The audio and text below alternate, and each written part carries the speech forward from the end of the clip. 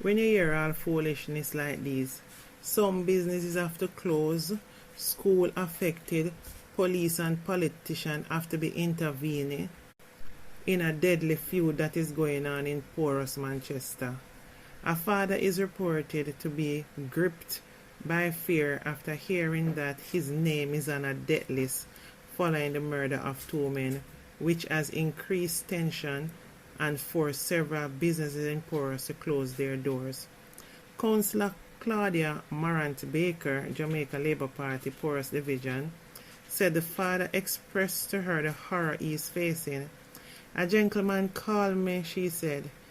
"He said, I cannot work anymore because I heard my name is on the list. An innocent man, all he does is make an honest living." I said to him, "How are you managing with the children going to school?" He said, "Counselor, I am not managing. My pressure is up," she told a town hall meeting at Porus New Testament Church on Thursday. The town hall, organized by Councillor Maria Mitchell, People's National Party, Belfield Division, was attended by security, political and religious leaders as well as residents and business leaders in Porus. It followed a walkthrough of the town by leaders. The South Central town has been gripped by tension following the January 5th murder of O'Neil Henry, otherwise called Pasha, a resident and farmer of Top Coffee Grove district near Porus.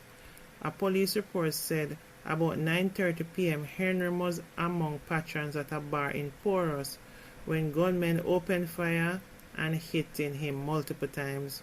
Other reports suggest that the gunmen were traveling on a motorcycle when they carried out the attack.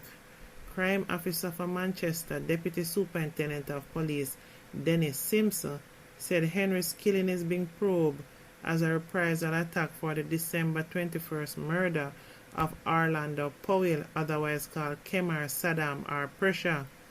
"We are of the view that this murder is emanating from another murder on December the 21st along Main Street in Porus.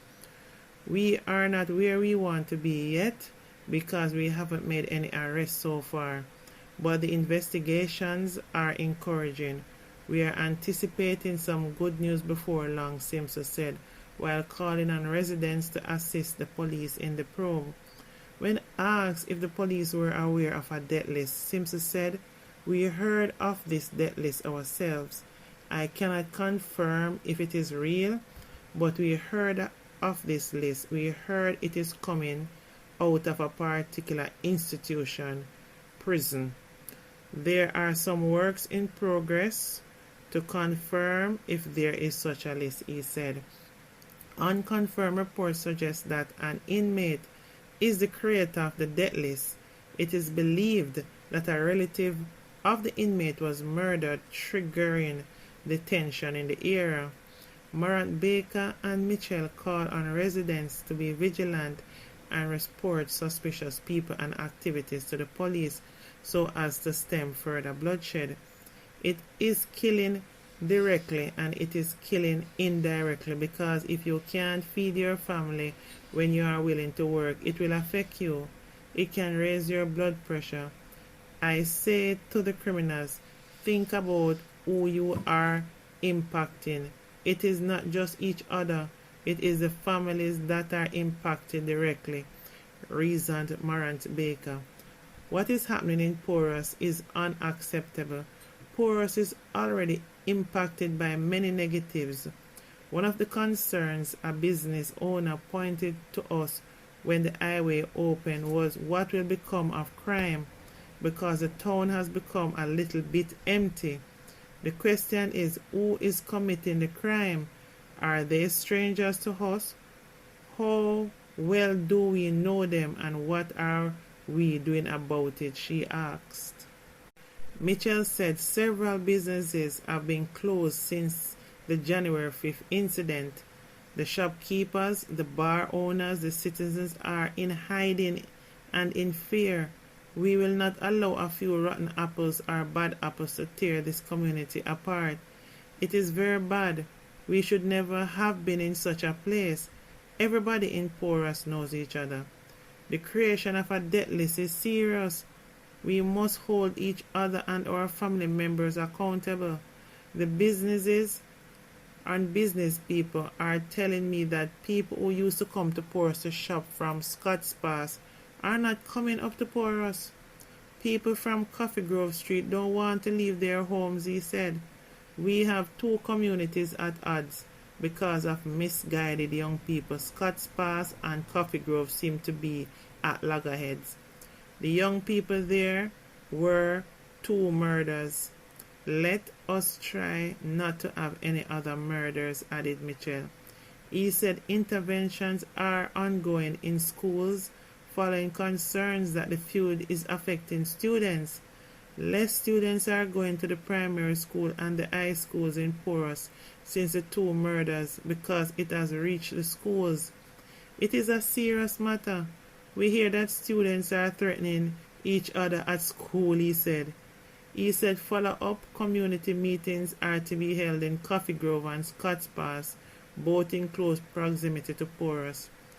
Mayor of Mandeville Donovan Mitchell, who will contest the Manchester Central constituency for the opposition People's National Party in the next general election, called on the police to increase resources in Porus amid the concerns. We need another vehicle or two for Porus. One vehicle cannot traverse the division. You have Harmons, St. Tolls, and up to Broadleaf that the Porus police have to go. So when the vehicle is out of the space, this is when people start to do what they want to do because they know you are not in the space and they know it's one vehicle. I want you to continue to be good customers for the businesses in Porus. Don't leave because of crime and violence, because if all of us leave, Porus is going to die. If Porus dies, what's going to happen is we are going to have to close down the schools, the churches, and we can't take everybody in Mandeville because we are congested there already, added the mayor. He pointed to his Royal Flat Division as a hotspot where the police have managed to keep crime under control. Of the 15 communities in Manchester that give problems, 11 of those are from the Royal Flat Division. About 3 years ago, my name was on a list and I never afraid of nobody, he said, until every single one of us starts to point and say, you must stop it. We will always have the problem. Too many of us are in hands and glove with these people. I'm not talking about the two persons that died. I'm talking about the general people who are creating mayhem, he said. Member of Parliament from Manchester South, Robert Chin, who arrived at the end of Town Hall, told residents to ensure Porus return to being a safe space. So here is a nice little town area just before you go into Mandeville. And anarchy is let loose in there. Crime and violence is a problem, and I know it starts from in the home, and as a people we have to blame ourselves, but the fact that it is out there in the community, think about it, with all those different areas, only one vehicle there, Porus station. A bad man sit down there and wait till when somebody call him up a yonder hill. Remember, say them criminals are smart, same like what they do in Westmoreland. As soon as them see that one vehicle drive out gone at Timbuktu, them start the war over Israel, if you know what I mean. Because them know by the time the police will come back from Timbuktu, them done tear down Israel already. It can't be like that. Who is organizing these communities? Who is putting policies in place? All these things is just crazy. I don't know if I'm me or what, but it's just stupidity, foolishness going on. Yes, the crime and violence, is individuals doing it. But the policy makers that putting in the strategies in place is just a lot of gas. There's actually no strategy. Because firstly, one police vehicle and one police station in a volatile area with communities warring against each other, that don't make no sense. Over in Westmoreland, there is a heavy police military presence in George's Plain, Westmoreland, following back-to-back robberies of 2 gas stations by armed men on Tuesday afternoon. It's understood that gunmen traveling on motorcycles held up a gas station in Grange Hill before staging another robbery at the Texaco gas station in Georges Plain. Reports are that members of the security forces made chase and a shootout ensued between them and the gunmen. There was no reported injuries up to this time. Lawmen have launched a manhunt for the perpetrators and is currently at the scene in Georges Plain, where one man is observed in the back of a Jamaica Defence Force service vehicle laying face down. You see these brawling robberies? These gunmen without no fear, because it's more highly likely they will get away. Anyway guys, please remember to like, comment and subscribe to my platform, please. Love you all. Bye for now.